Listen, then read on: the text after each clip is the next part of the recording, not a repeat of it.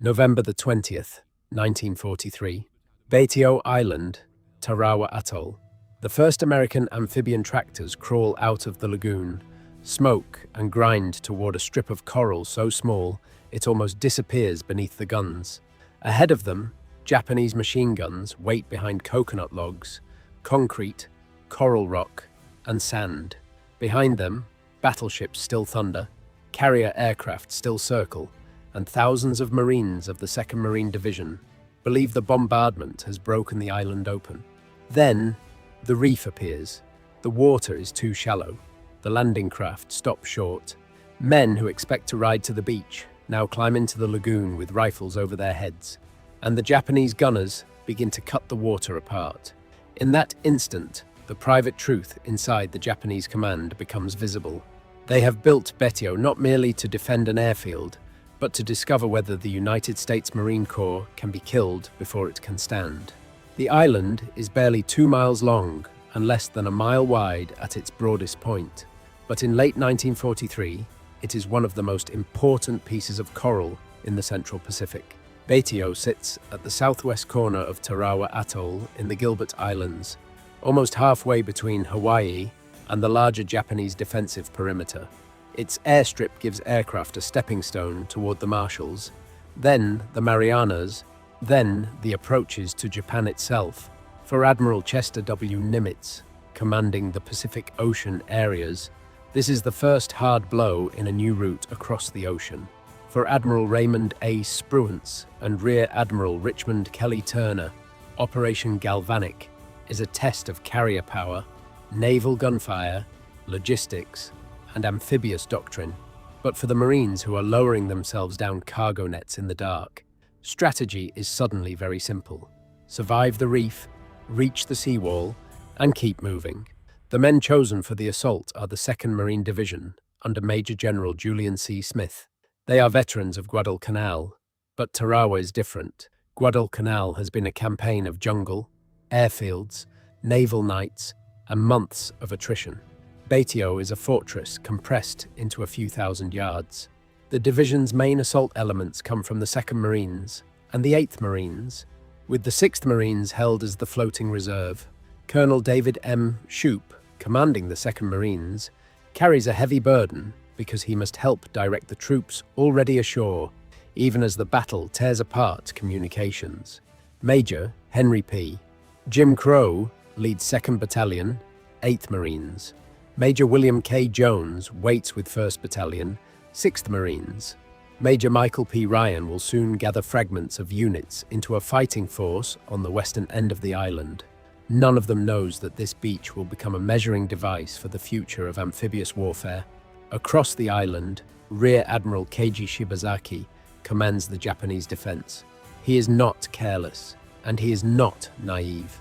He understands that the Americans are coming, and he inherits a position shaped by months of labor under Rear Admiral Tomonari Saichiro, an engineer officer whose defenses turn Betio into a trap.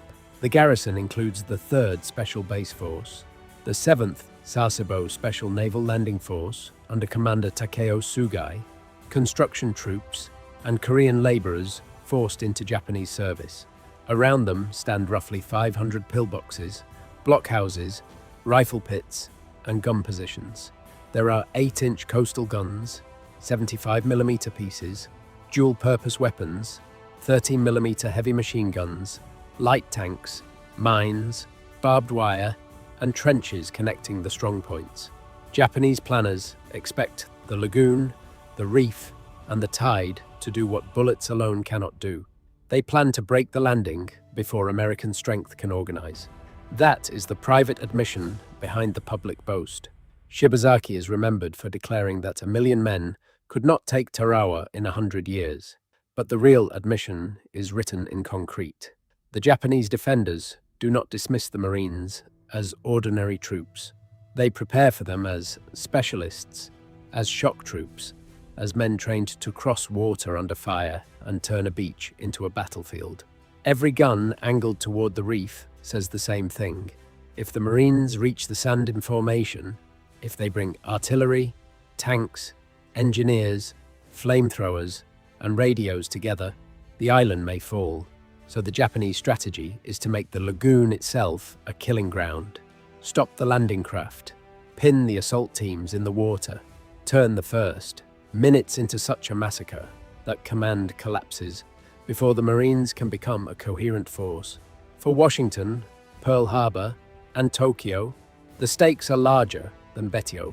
If the Marines prove that they can seize a fortified atoll against determined defenders, the Central Pacific offensive can continue. If they fail, every Japanese island line becomes more powerful, every reef becomes a moat, and every future landing becomes a gamble. The Japanese High Command has already shifted toward a brutal defensive logic. Make each island so expensive that the American public questions the price, and make each advance feel like a slow march through fire. Tarawa is the first place where that logic meets the full machinery of American amphibious assault. The commanders on both sides know the island is small. They also know small islands can decide the methods of vast wars. And as the first waves approach the reef, the question becomes terrifyingly clear. Can a few thousand Japanese defenders stop the Marine Corps by turning 300 yards of water into a graveyard? Before dawn, the American plan already begins to fray. The transports of Task Force 53 arrive off Tarawa shortly after midnight, and Marines start debarking around 3:20 in the morning. H-hour is supposed to come after a carefully timed sequence of carrier strikes and naval bombardment. Aircraft will hit the island at 5:45. Battleships, cruisers, and destroyers will pound the defenses. Final strafing runs will drive the defenders underground. Then, the assault waves will cross the lagoon and land on the red beaches along Betio's northern shore. But amphibious operations punish every assumption. The transports are not exactly where they need to be. Small boats are tossed in the darkness. Assigned waves blur. Men wait in landing craft while the tide makes its own decision. The Japanese do not wait for the American timetable, and the first major shot of the battle belongs to them. At 5:07 in the morning, Japanese coastal guns open fire. The shells reach out toward the American ships, and the fantasy of a helpless island vanishes. Battleships Colorado and Maryland answer with heavy guns, and flashes rip across the dawn. Then a communications error gives Betio a gift. Admiral Harry W. Hill expects the carrier strike to arrive and orders a ceasefire at 5:42. The planes have delayed their attack, but the message does not reach him. For long minutes, the island breathes. Japanese defenders crawl back to guns, repair positions, find firing slits, and wait. When the American bombardment resumes, it is violent, but the damage is not decisive. Smoke rolls over the palms, sand fountains upward, bunkers disappear and reappear. To Marines watching offshore, it looks impossible for men to live under such fire. But the Japanese have not built Betio to look alive. They have built it to survive invisibly. The first wave of amphibian tractors, the LVTs, leaves the assembly area with roughly 700 Marines aboard. These vehicles are the one machine that may defeat the reef. They can crawl over coral where ordinary landing craft cannot. They are lightly armored, noisy, awkward, and precious. Without them, the assault may not reach the beach with enough force to matter. As the wave approaches the line of departure, a float plane reports what every commander fears. The reef is not covered by enough water. The Higgins boats carrying later waves will ground far offshore. The Japanese have counted on this. They believe the reef will hold the attackers in the open, and now the ocean seems to side with the defenders. The LVTs keep moving, but the rest of the assault is already under sentence. Around 9:10, the leading tractors reach the beaches. Some hit the sand, some crash against the seawall, some are riddled by machine gun bullets and shell fragments. Marines spill out into smoke, splintered logs, and the hot slap of fire from positions that the bombardment has failed to silence.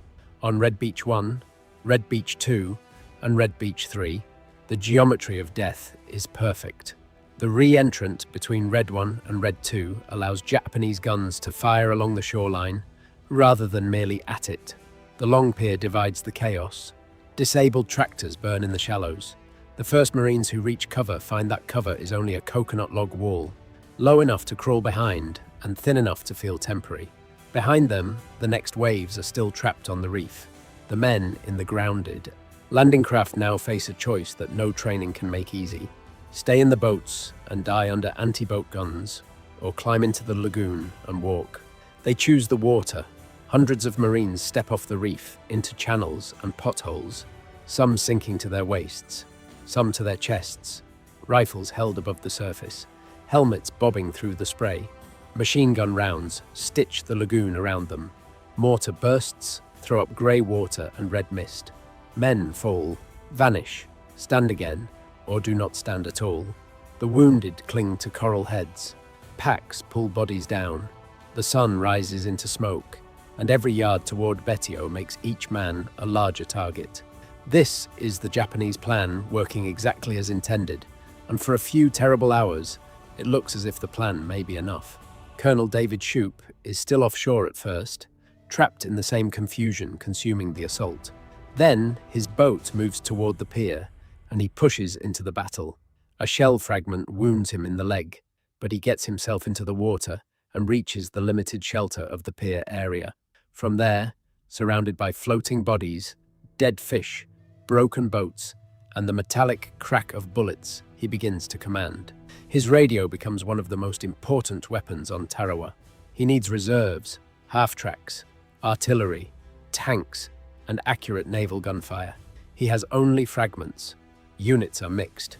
Battalion commanders are missing or pinned. Some Marines hold a few yards inland. Others are pressed against the seawall. The Japanese do not need to counterattack yet. They only need to keep the Marines disorganized until the beachhead bleeds out. On Red Beach 3, Major Jim Crow refuses to let the landing dissolve into paralysis. His 2nd Battalion, 8th Marines, comes in under fire, and when boats hang up at the reef, Crow drives his men forward through the water. He carries the presence of an old breed Marine, loud, profane, impossible to ignore. His men claw to shore and push toward the airfield, but every advance exposes another bunker. A few hundred yards away, Marines of the 2nd Marines are broken into small knots along Red Beach 2. The gaps between units are deadly. Japanese guns cover the spaces like invisible walls. The Americans have numbers offshore, but numbers do not matter if they arrive in pieces. The defenders understand this, and for the first time that day, the Marine Corps is not fighting as a division. It is fighting as scattered groups of exhausted men, refusing to stop. The tanks are supposed to change the equation. 14M, 4A2. Sherman medium tanks have come with the division. Powerful machines carrying 75mm guns. But Tarawa gives them no gentle introduction. Some tanks founder in shell holes hidden beneath cloudy lagoon water. Others land without infantry coordination. Guides are shot as they try to lead the vehicles around underwater craters. The Marines have not yet mastered how to use medium tanks against a fortified island, and the Japanese punish the lesson. Guns knock out vehicles. Bombs and confusion add to the loss. By the end of D-Day, only a couple of the Shermans are still operational. Yet even in failure, the future appears. Wherever tanks, infantry, engineers, and naval gunfire work together, Japanese positions begin to die. The Marines are learning under fire, and the defenders can see it. The battlefield becomes intimate. Staff Sergeant William J. Bordlon, a combat engineer, survives the disabling of his LVT and leads men onto Red Beach 2. He attacks Japanese positions with demolitions, moving through machine gun fire to destroy emplacements that are killing the assault waves. First, Lieutenant William Dean Hawkins and his scout sniper platoon fight around the pier and strong points, clearing positions that threaten the landing. Marines drag 37mm guns through the surf and lift them over obstacles by hand. A Japanese tank appears, and Mariners meet it at close range with whatever weapons they can bring to bear. This is not clean maneuver. It is demolition at arm's length. Smoke sticks to sweat. Coral cuts, knees and hands. The wounded ask for water that is not there. Every strong point taken costs men, but every strong point taken also proves that the defense can be cracked. By nightfall on November 20th, about 5,000 Marines have reached Betio, but roughly 1,500 are dead. wounded, or missing. They hold less than a quarter square mile. Their lines look less like a front than a broken graph, scratched along the beach. Some men dig into shell holes. Some flatten themselves behind the seawall. Some are so close to Japanese positions that every sound in the darkness could be a grenade, a whisper, or a blade. This is the moment when the Japanese should counterattack. Their doctrine calls for a night blow against a weak beachhead before it hardens. But Shibazaki's communications are shattered, and Japanese command coordination is badly damaged. Naval bombardment has failed to destroy the defense, but it has helped blind the commander. The expected attack does not come, and this silence becomes one of the turning points of the battle. On November 21st, D+1, the island wakes as a charnel house. The lagoon is littered with wrecked Amtraks, landing craft, equipment, and bodies drifting in the tide. The smell of death moves across the reef toward the men still waiting offshore. Shoup knows the battle is still balanced on a knife. He needs fresh troops, and Major Lawrence C. Hayes's 1st Battalion, 8th Marines, is ordered toward Red Beach 2, but the reef betrays them again. The boats cannot reach the sand. Hayes's Marines must wade hundreds of yards through the same beaten zone that has already destroyed so many men. Japanese guns in the re-entrant and from wrecked positions offshore open up. Boats explode. Survivors swim, crawl, and stagger forward. In less than an hour, the battalion is badly hurt before it can even become a battalion ashore. The disaster nearly breaks the rhythm of the invasion. Hayes reaches Shoup with only part of his landing team and more than 300 casualties. His flamethrowers, demolitions, and heavy weapons are largely gone. Shoup wants him to attack west, but courage with rifles cannot reduce concrete alone. The beach is crowded with wounded. Corpsmen work in holes, behind wreckage, and inside captured bunkers that may still contain living Japanese. Men strip ammunition and canteens from the dead because the living need both. The pier becomes a lifeline, but every movement along it invites fire. Offshore commanders receive fragments of truth, never the whole picture. On Baitio, the truth is obvious. The Marines are ashore, but they are not yet safe, and the Japanese defense still has enough strength to turn reinforcement into slaughter. Then the battle begins to shift on the western end of the island. Major Michael Ryan has gathered a mixed force near Green Beach, including survivors from different units, and one of the precious surviving Sherman tanks, Cecilia, repaired overnight. He also has something almost as valuable, a naval gunfire spotter with a working radio. Ryan organizes instead of lunging blindly. He identifies targets, coordinates fire, and waits until the pieces are ready. Around 11:20, he launches a tank infantry attack against the southwest corner. Destroyers in the lagoon hammer Japanese positions. The tank moves with infantry instead of wandering ahead alone. Marines close in with rifles, grenades, and demolitions.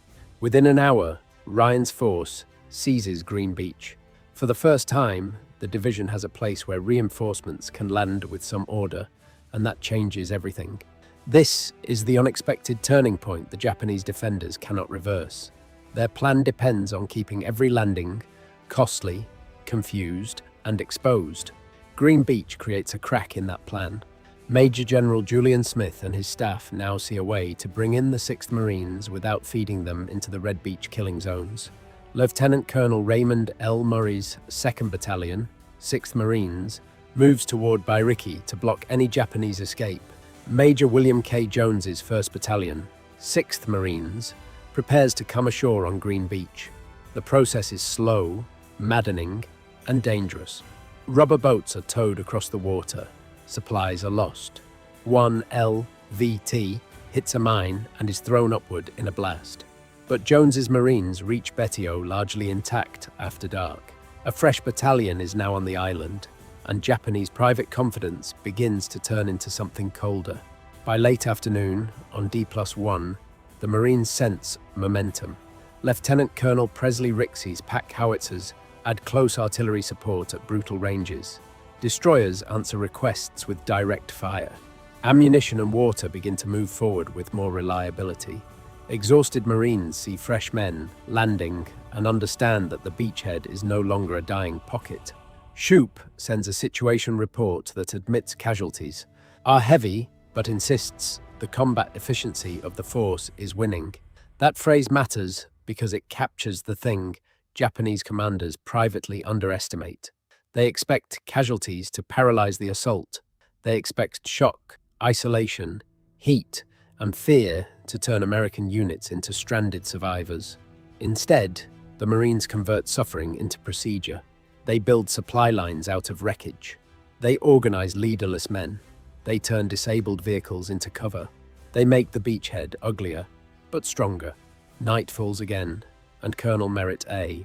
Red Mike, Edson, comes ashore to coordinate the growing force. Shoup remains a central figure, but the division now has more senior control on the island. There are reinforced battalions on Betio and Bairiki, artillery coming into position, tanks available, engineers moving forward, and naval guns waiting offshore. The Japanese still occupy powerful strongpoints, especially around the re-entrant and farther east. They still have men willing to die inside bunkers rather than surrender, but their best chance has passed. Years later, Julian Smith will summarize the second day with a brutal paradox. The Marines are losing until they win. That is exactly what Tarawa teaches in real time. A landing can look like failure for 30 hours and still become victory if the assault force keeps adapting faster than the defense can recover. On November 22nd, D+2, Edson issues attack orders before dawn. Major Jones's 1st Battalion, 6th Marines, will attack east along the south coast and link with the battered Marines of the 2nd Marines. Hayes's 1st Battalion, 8th Marines, attached to the 2nd Marines, will attack west to eliminate the deadly pockets between Red Beach 1 and Red Beach 2. The 8th Marines will continue pressing east. Naval gunfire and air support will strike in intervals. Lieutenant Colonel Kenneth F. McLeod's 3rd Battalion, 6th Marines waits to land through Green Beach when called. It is a complicated plan on a tiny battlefield where radios fail, runners get lost, and friendly units can be only a few hundred yards apart. But this time, the Marines are not merely trying to survive the beach. They are trying to split the island open. The contrast between D-Day chaos and D+2 adaptation is stark. Jones insists that tanks stay close, no more than about 50 yards ahead of his infantry. He attaches machine guns to rifle companies and places engineers with flamethrowers and demolitions near the front.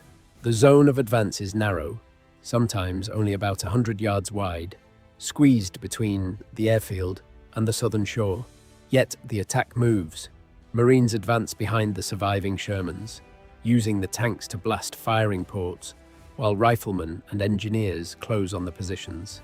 Japanese defenders fight from pits, shelters, and bunkers, but the old rhythm is gone.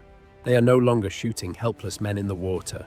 They are facing coordinated infantry, armor, engineers, artillery, aircraft, and naval guns on land.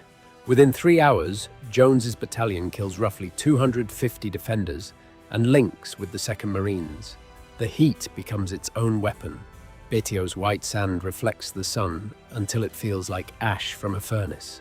Mariners who have not slept properly since before the landing stumble forward with cracked lips and empty canteens. Salt tablets, water, ammunition, and flamethrower fuel become as important as courage. Snipers pick at officers and runners. Japanese positions that look dead suddenly spit fire from a side entrance or hidden slit. The island is too small for distance and too fortified for speed. Every captured bunker must be checked, burned, blasted, or sealed. Every pause gives the defenders time to aim. Yet the Marines keep pushing, and that pressure begins to reveal the weakness inside the Japanese system. The defense is ferocious, but it is also fixed. Once the Marines survive the water and assemble combined arms ashore, each bunker becomes a problem with a solution. On the north side, Major Crow's Marines face some of the strongest positions on Betio. A steel pillbox, a coconut log emplacement, and a massive bomb-proof shelter have held up progress near the Burnsville Pier since D-Day. Crow reorganizes men who are wounded, exhausted, and filthy. Weapons are cleaned because sand and grit can kill as surely as bullets. A mortar round finally scores a lucky and devastating hit on the coconut log position, igniting ammunition inside. The Sherman Colorado moves close enough to punch 75mm fire into the steel pillbox. Suddenly, two pieces of the deadlock crack, but the bomb-proof shelter remains, a mound of sand and concrete from which Japanese defenders can still kill. To finish it, Marines must climb onto the top and force death down through the vents. First Lieutenant Alexander Bonnyman and a group of engineers take the assignment. Riflemen and machine gunners pour fire into the openings, while the assault party races across the sand and scrambles up the mound. The Japanese understand the danger immediately. Scores rush from the rear entrance, attacking the Marines on top before explosives conceal the shelter. Bonnyman fires a flamethrower into the rush, then fights with his carbine as the defenders swarm. He is killed, but the assault does not stop. Engineers place charges. Japanese troops burst out in panic and are shot down as they try to escape east. The scene is savage, close, and final. Flame licking from vents, grenades thudding inside concrete, Marines coughing through dust, bodies tumbling down the slope. The bunker falls, and with it falls another piece of the myth that Baitio can hold forever. That night, the Japanese make the decision they have been unable to make on D-Day. They counterattack. Nearly 600 defenders come forward in the darkness of November 22nd and the early hours of November 23rd, striking at the Marines in a last attempt to restore the battle. It is the attack Shibazaki's plan always needs, but now it comes too late. The Marines have artillery registered. Machine guns are placed. Riflemen wait in holes and behind captured defenses. Naval gunfire and mortars break up movement. The counterattack crashes into prepared fire, and the Japanese are cut down in heaps. Had they stayed in the bunkers, they might have extracted a higher price. In the open, against Marines now organized and dug in, they die by the hundreds. The back of the defense breaks in the dark. On November 23rd, D+3, the final phase begins. McLeod's 3rd Battalion, 6th Marines, passes through Jones's lines and attacks east. By now, the Marine method has hardened into a formula. Tanks forward but close, engineers ready with flamethrowers and high explosives, infantry covering every slit and doorway, artillery and naval gunfire sealing escape or reinforcement. The remaining Japanese fight, but many positions are isolated, stunned by the failed counterattack and unable to support one another. McLeod's men move fast compared with the previous days. By early afternoon, they reach the eastern tip of Baitio after killing more than 450 defenders for the loss of a few dozen Marines. The island that is supposed to resist 1 million men for a century is shrinking minute by minute. The last deadly knot remains around the Red Beach 1 and Red Beach 2 border, where the re-entrant strongpoints have killed Marines since the first morning. These defenders are disciplined, protected, and murderous. The water before them is littered with wrecked LVTs and bloated bodies. Hayes's 1st Battalion, 8th Marines, and Major John Shettle's 3rd Battalion, 2nd Marines, press from different directions, while half-tracks and infantry fire from the reef side. Flamethrowers finally arrive in sufficient numbers. Engineers move close enough to burn, blast, and seal positions that rifles can never defeat. Some Japanese kill themselves inside. Others fight until the position is overrun. By about 1 o'clock in the afternoon, the final complex collapses. At 1:05, roughly 76 hours after the first direct assault, organized resistance on Baitio is declared ended. What remains is not victory, as parades imagine it.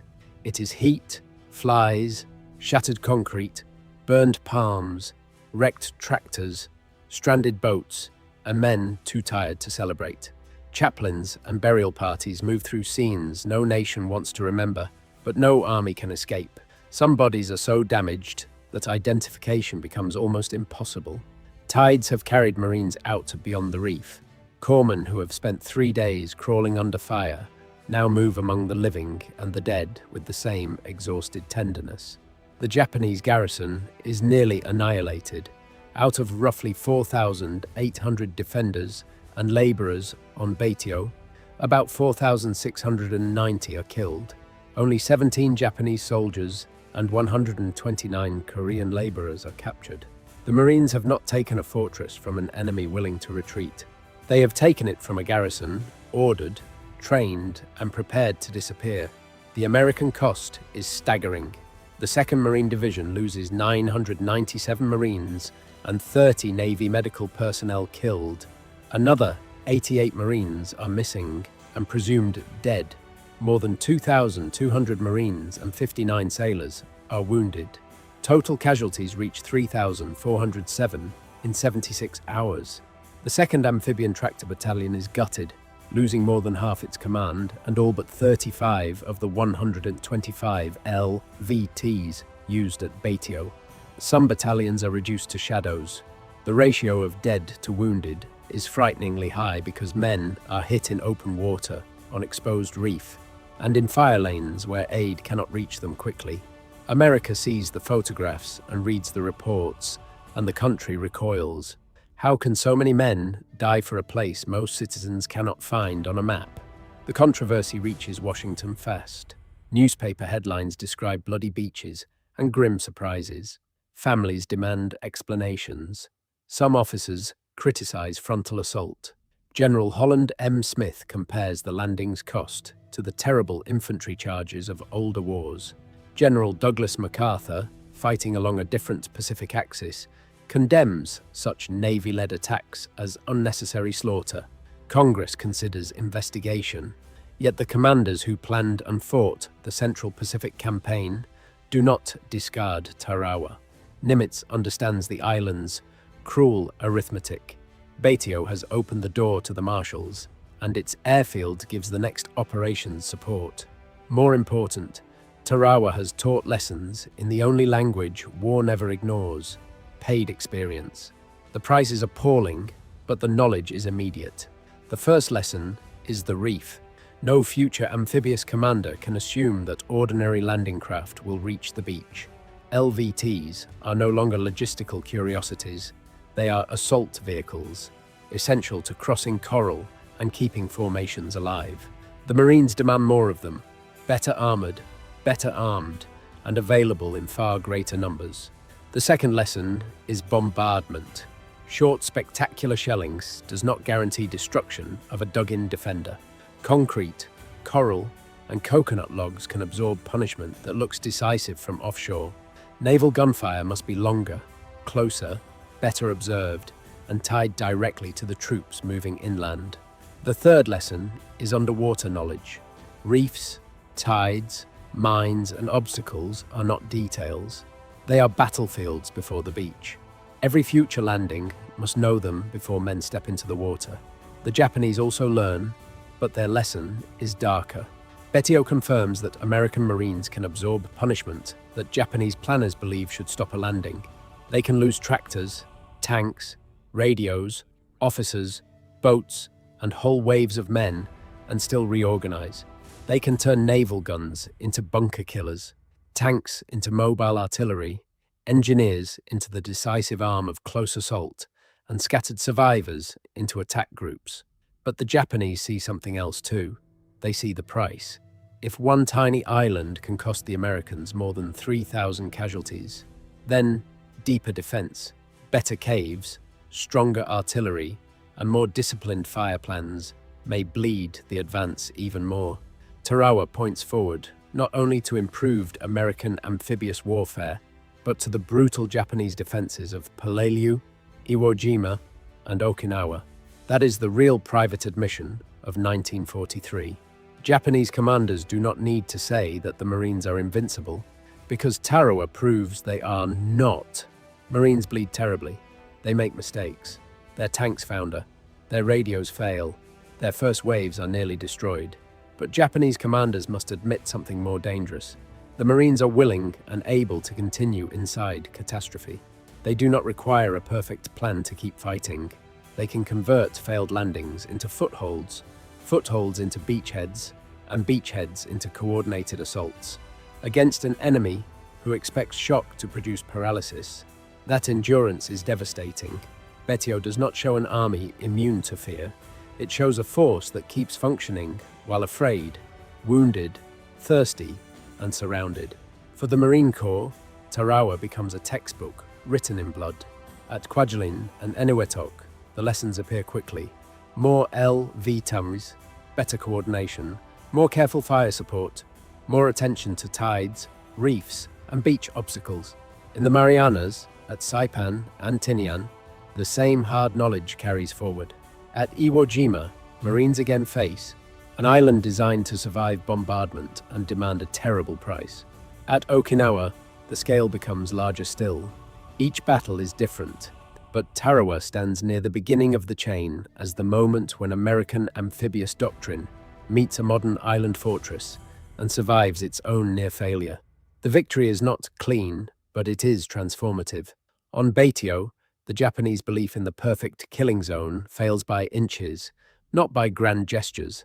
A tank that survives, a radio that works, a commander who refuses evacuation, a battalion that lands intact after dark, a runner who crosses fire with orders, a corpsman who keeps a wounded Marine alive inside a captured bunker, a flamethrower team that reaches the vent, a destroyer that fires exactly where it is needed. War often turns not on slogans or boasts, but on these small continuities of action under impossible pressure. Shibazaki's fortress is designed to make courage irrelevant. Tarawa proves courage alone is not enough, but courage joined to adaptation can become a system. By the end of November 1943, Betio is quiet except for engines, surf, burial details, and the work of rebuilding the airstrip. The island seems too small to have held so much violence. The sea keeps moving over the reef where men have waded into machine gun fire. The bunkers remain like broken teeth in the sand. The Marines sail away carrying memories no victory can soften. The Japanese dead remain as evidence of a defense that chooses annihilation over surrender. The commanders in Tokyo and Pearl Harbor study the same result and draw opposite hopes from it. Japan sees a way to make every island cost more, while America sees a way to keep coming anyway. Tarawa does not prove that war rewards bravery. It proves that war consumes bravery, measures it against preparation, and leaves history to decide whether the ground gained was worth the lives spent.